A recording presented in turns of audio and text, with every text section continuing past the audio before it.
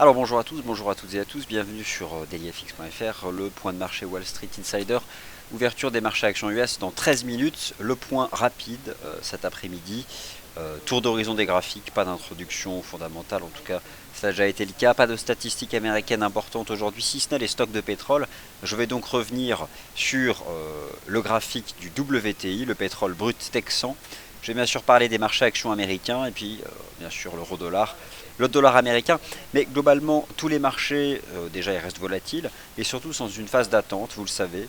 Je jetais un œil d'ailleurs au volume d'échange sur le CAC 40, il est faible. Il était faible hier dans la hausse, il est faible aujourd'hui dans le repli. Clairement, les marchés actions internationaux sont dans une phase d'attente, ce qui par contre s'impose sur le marché d'échange pendant que vous prenez connaissance de l'avertissement sur les risques liés au trading. C'est la faiblesse du yen japonais, essentiellement parce que le marché spécule sur une nouvelle extension du programme de quantitative easing de la Banque centrale du Japon, alors qui pourrait agir en octobre. Ce ne serait pas surprenant, hein, puisque en début de semaine, on a pris connaissance de la croissance économique au Japon, elle est encore négative. Alors bon, l'arme monétaire, elle est assez largement utilisée au Japon. Le gouvernement japonais en est maintenant à baisser l'imposition sur les sociétés. Bref, c'est pas évident pour le Japon, d'autant plus qu'il a besoin de recettes publiques pour gérer sa dette, son stock de dette. Bref, dans tous les cas, la Banque centrale du Japon semble condamnée à poursuivre et étendre à chaque fois, en durée, en amplitude, euh, son programme de quantitative easing. C'est probablement pour cette raison que le yen est vendu. Vous l'avez vu sur l'USD yen depuis le début de la semaine, le GBP yen, l'euro yen, d'autres. Alors que les marchés actions restent volatiles et incertains dans des ranges, le yen s'est quand même déprécié. Je vais parler du pétrole, de l'US Oil, du SP500, du Dow, du Nasdaq, et je répondrai donc à vos questions. Alors, tout d'abord, je fais basculer les graphiques dans cet encadré. Que puis-je vous dire sur le SP500? Écoutez, brièvement, vous l'avez ici sous les yeux. C'est globalement le même topo que pour les indices boursiers européens. Tentative hier de cassure haussière. Bon, vous l'avez bien compris, pour les marchés actions européens, ce qui compte, c'est les 3300 points de l'Eurostoxx 50. Alors, je vous l'ai présenté ce matin, je ne vais pas revenir dessus, mais en l'état, tant que l'Eurostoxx 50 spot reste et n'inscrit pas de cours de clôture au-dessus de la résistance à 3300 points, eh bien, la situation restera compliquée pour les marchés actions européens. Vous savez, la Fed s'exprime la semaine prochaine. D'ailleurs, d'ici la semaine prochaine, je vais aller vous chercher ça. Hop, voilà, je vais prendre ça là-dessus. Il reste d'ici la fin de l'année 3 réunions monétaires de la Réserve fédérale des États-Unis. Hop, voici.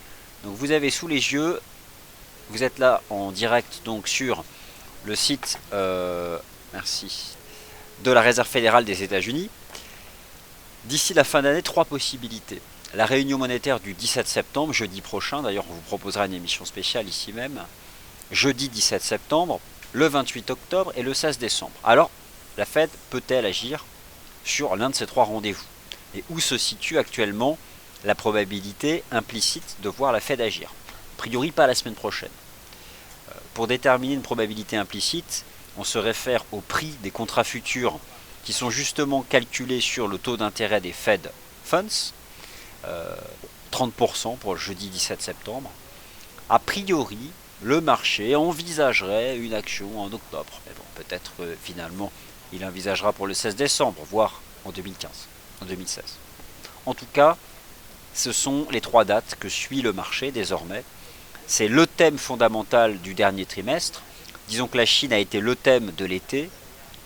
La Réserve fédérale sera, plus que jamais, le thème fondamental central pour les marchés financiers d'ici la fin de l'année, 17 septembre, 28 octobre et 16 décembre. Ok. Alors maintenant, le SP500. Vous l'avez ici en données 4 heures. Vous avez cette toujours séance du lundi 24 août qui a vu l'interruption du choc baissier qui s'est déployé en août. Une séance très particulière le 24 août. Un décrochage à mi-séance, une clôture au plus haut, un volume d'échange conséquent. Probablement donc la séance qui continue d'influencer les cours. On avait une reprise assez forte entre le 24 août et le 27 août. Et puis désormais se déploie une phase de transition latérale.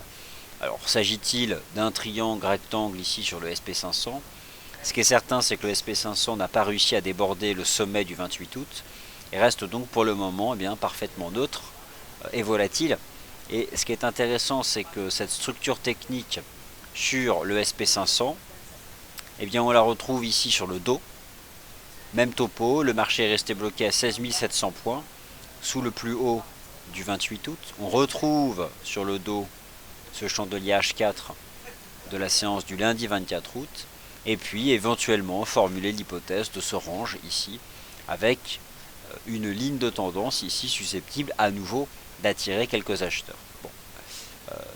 Lorsque j'étudie la configuration graphique du Nasdaq 100, c'est à peu de choses près le même message technique. Ce marché a été acheté le lundi 24 août, une jambe de hausse, le sommet du 28 août, et depuis on temporise, et je formule l'hypothèse de cette ligne de tendance. Alors, elle m'intéresse, celle-ci sur le Nasdaq 100. J'aurais tendance à dire que l'on peut chercher à l'exploiter. En tout cas, c'est la seule ligne chartiste qui me semble attractive ici pour une stratégie spécifique sur le Nasdaq 100.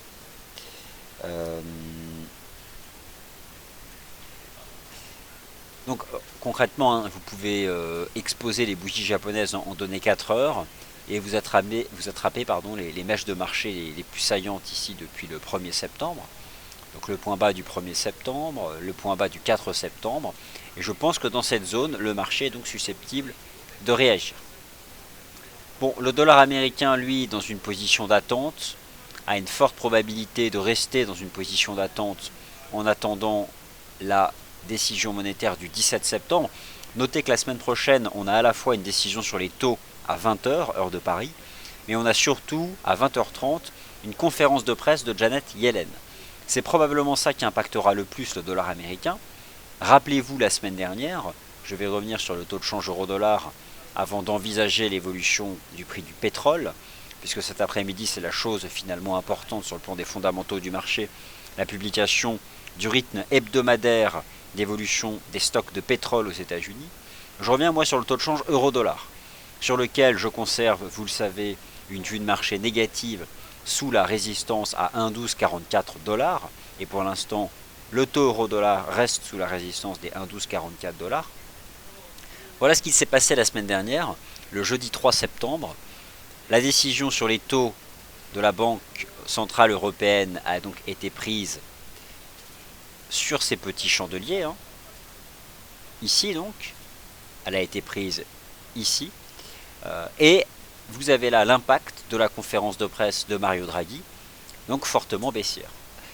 Tout ça pour dire que jeudi prochain, la décision sur les taux sera probablement inchangée.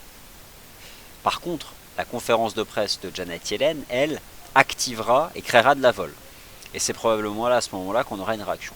Moi, pour le dollar américain, je reste pour le moment convaincu que la phase de marché la plus importante à court terme est la phase haussière qui a eu lieu ici entre le 24 août et le 4 septembre, avec notamment cette configuration en marteau ici, le 24 août, jour de paroxysme des ventes à la fois sur le dollar américain, donc paroxysme des achats sur l'euro-dollar et paroxysme des ventes sur les actions internationales, actions européennes, zone européenne et américaine. Je m'intéresse sur l'US dollar index de ici FXM, à la ligne de tendance qui attrape en données 4 heures ici, le plus bas du 28 août et le plus bas du 1er septembre. Et je pense donc que dans cette zone, le marché est susceptible de réagir. Donc c'est ce que je surveille ici sur l'US dollar index comme une zone où un positionnement à nouveau haussier, mais pour le court terme, pourrait intervenir sur le dollar américain. Donc voilà, vous pouvez vous aussi, si ça vous intéresse comme argumentation, tracer cette ligne de tendance sur l'US dollar index. Pour les indices boursiers américains, le Nasdaq 100 m'intéresse dans cette zone là encore. Bon, je vais vous proposer pour le CAC, le DAX, bon, je vous en ai parlé ce matin et en fait rien n'a changé depuis ce matin. Le plan, je dirais swing, basé sur les graphiques journaliers, je l'ai établi ce matin, je ne reviens pas dans le morning meeting où j'ai pu vous proposer un tour d'horizon des graphiques en données journalières. Laissez-moi simplement vous rappeler l'importance de la clôture D1. Je vous ai expliqué ce matin en utilisant un an d'historique le rôle des 4690 sur le CAC, des 3300 points sur l'Eurostoxx 50, des 10 380 sur le DAX. Tant que le marché reste en clôture journalière en dessous, c'est compliqué, au-dessus c'est boule. À court terme, le CAC teste et se stabilise pour le moment sur les 4598 points. Je vous remontre malgré tout à quoi cela correspond, tout simplement au précédent sommet ici de l'année 2014.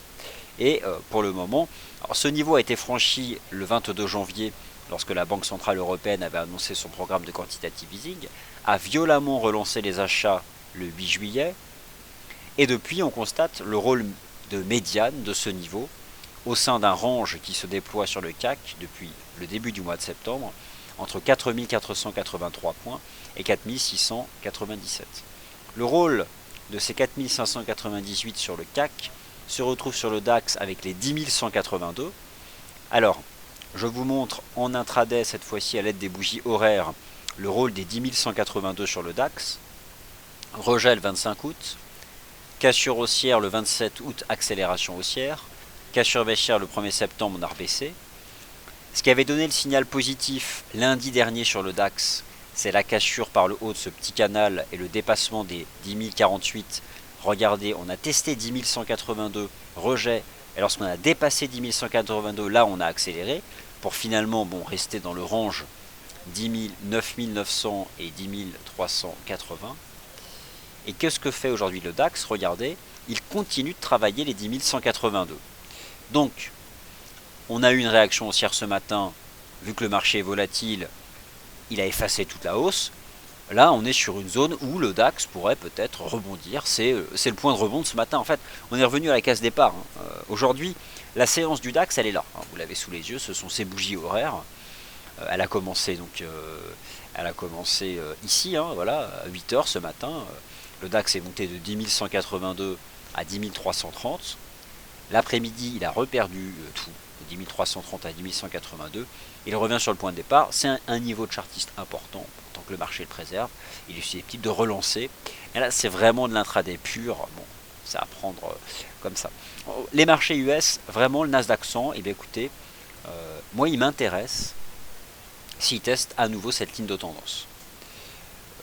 Il existe la possibilité de voir à nouveau ces marchés actions repartir à l'assaut des résistances, des pivots swing que j'ai décrits donc tout à l'heure. Alors les paires majeures USD CAD, NZD USD, Euro-Dollar, GBP USD, je les ai bien décrits ce matin à la fois dans le Good Morning Euro-Dollar et dans le Morning Meeting. Laissez-moi simplement vous rappeler la configuration attractive du taux USD CHF. J'en parlais ce matin. On a une belle reprise haussière. Ce qui me plaît avec l'USD CHF, au fond, c'est qu'il représente assez proprement, je trouve, la dynamique générale du dollar américain depuis le 24 août, à savoir une dynamique positive en direction des sommets annuels.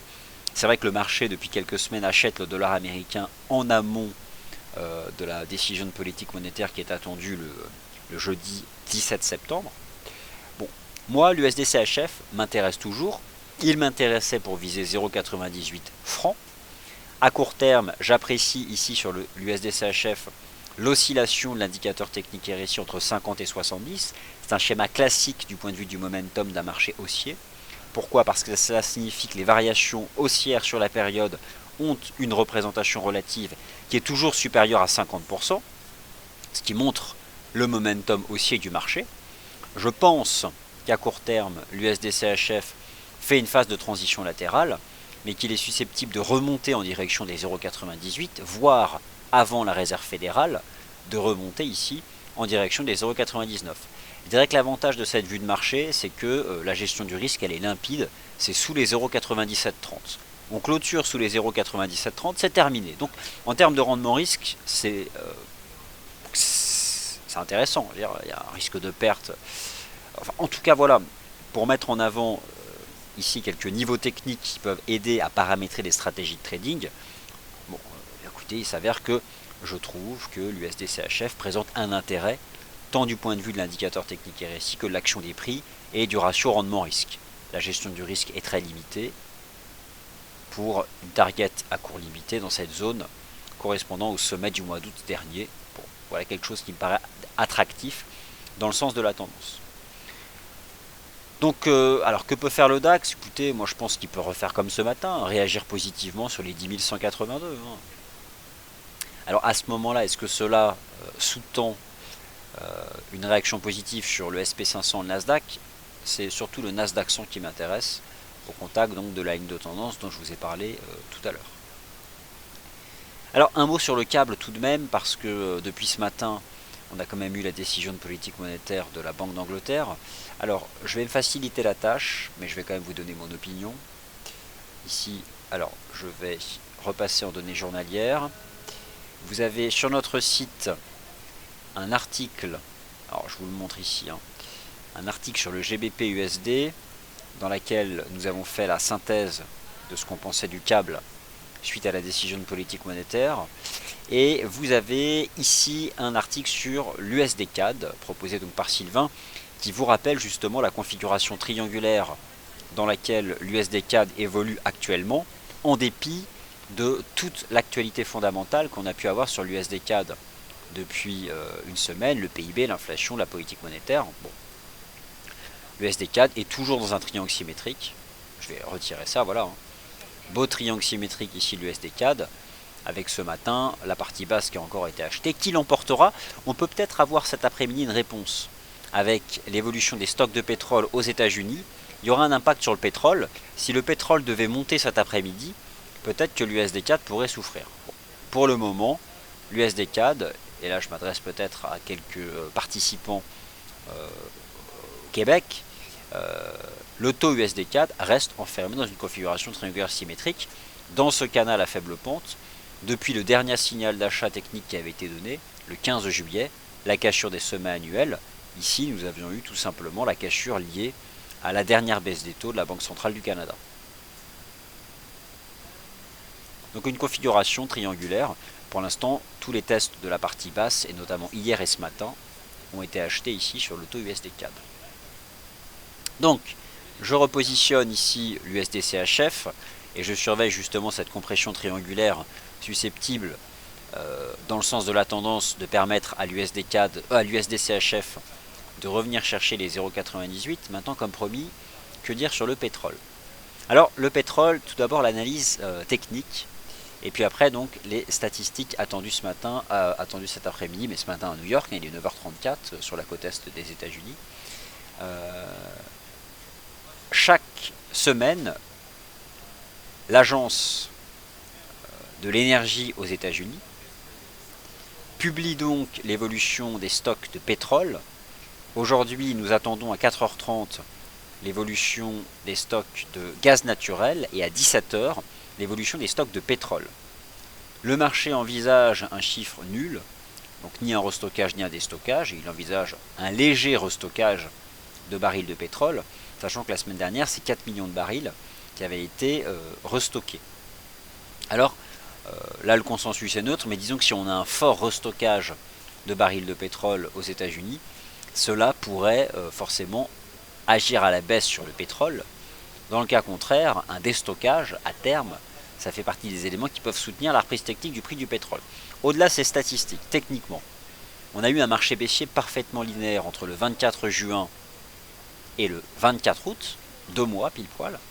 Ce qui m'intéresse ici, et vous êtes sur les bougies japonaises en données 4 heures, c'est le rôle de la moyenne mobile simple à 20 jours. Alors vous êtes là sur les bougies japonaises 4 heures, mais j'ai apposé sur ces bougies la MM 20 jours. Vous allez dans source des données, d'abord vous faites un double clic sur l'indicateur, source des données, et là vous pouvez choisir D1, comme daily, comme journalier. Bon. Mon propos était de dire depuis quelques séances que ce marché était neutre, soutenu par la MM20, enfermé à l'intérieur d'un certain nombre d'obliques chartistes. Alors admettons que pour le moment on reste dans cet univers graphique neutre, mais j'ai le sentiment que le marché pourrait présenter une opportunité au contact de la MM 20 jours, notamment si la MM 20 jours venait renforcer par exemple cette oblique chartiste là. Donc cet après-midi, surveiller cette zone-là, susceptible d'attirer les acheteurs sur le pétrole. La ligne de tendance en place et qui attrape le plus bas du 24 août et le plus bas du 26 août, et surtout le rôle ici de la moyenne mobile simple à 20 jours, donc sur l'US Oil. Bon, en tout cas, moi j'attire votre attention sur cet indicateur de tendance qui me semble intéressant parce qu'il a bien cadré le marché baissier entre le 24 juin et le 24 août.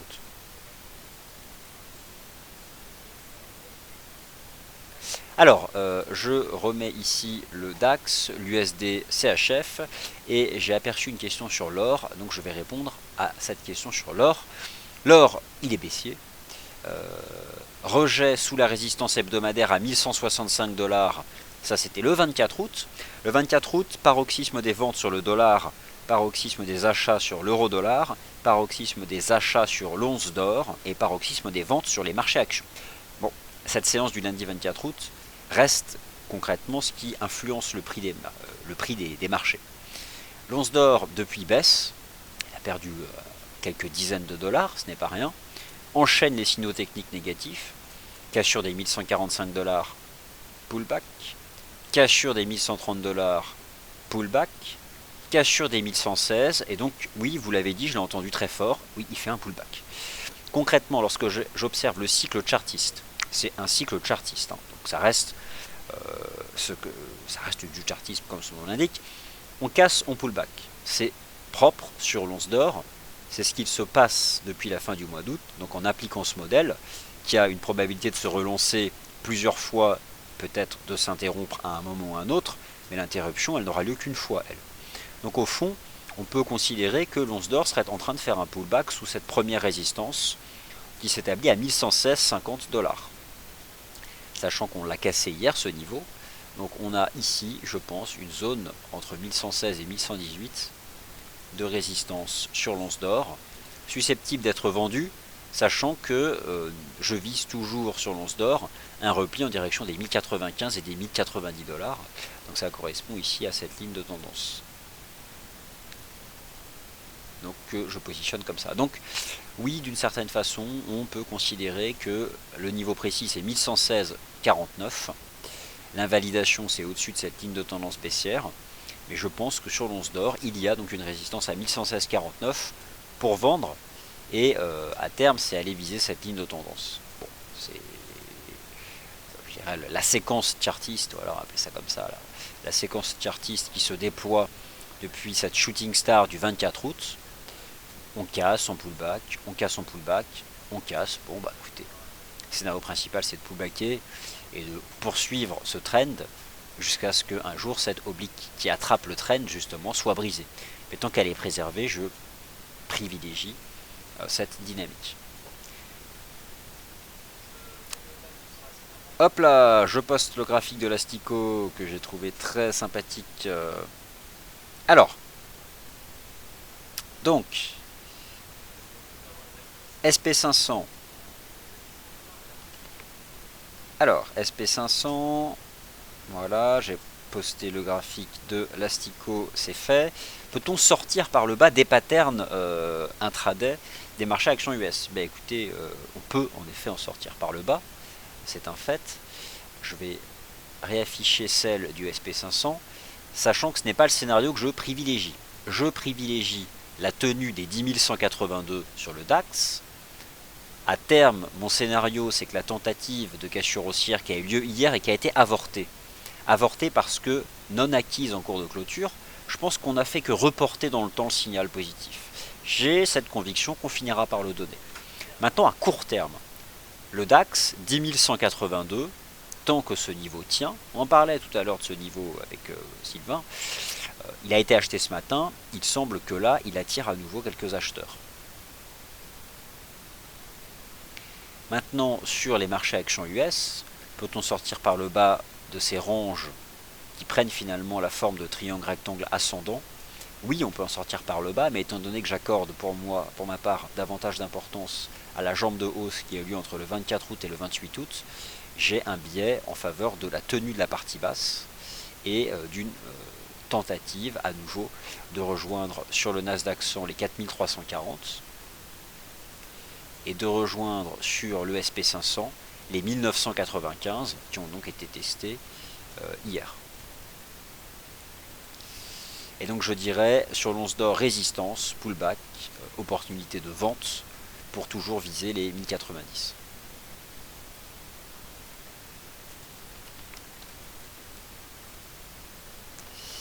Alors, écoutez, voilà, je pense avoir répondu à toutes vos questions. Voilà, impeccable. Voilà, écoutez, j'ai répondu à l'ensemble de vos questions sur les marchés actions US. Merci donc pour vos questions, votre participation et pour certains votre humour. Prochain point de marché, alors c'est pas à 16h. Alors vous le savez, hein, depuis le début du mois de septembre, chaque jour, du lundi au vendredi en tout cas, à 16h, nous avons donc le nouveau live de l'expert, les positions des banques lundi, Ishimoku le mardi, les vagues d'Elliott le mercredi, bourse, la chronique psychologique le vendredi, et jeudi donc prochainement une session de trading sur compte réel. Prochainement jeudi à 16h, un intervenant vous proposera une session de trading sur compte réel avec donc de l'argent pour vraiment vous proposer des stratégies, un intervenant externe bien sûr, basé sur un money management réel et non pas sur compte de démo. Ça, ce sera lancé en septembre, je l'espère à partir de jeudi prochain 16h, en tout cas c'est imminent. Pour ce qui est de la suite des webinaires, la closing bell à 17h30 et surtout ce soir à 18h, un webinaire sur lequel nous avons travaillé plusieurs jours, une présentation générale des indicateurs de sentiment en analyse technique. Donc notre analyste Dua vous présentera ça.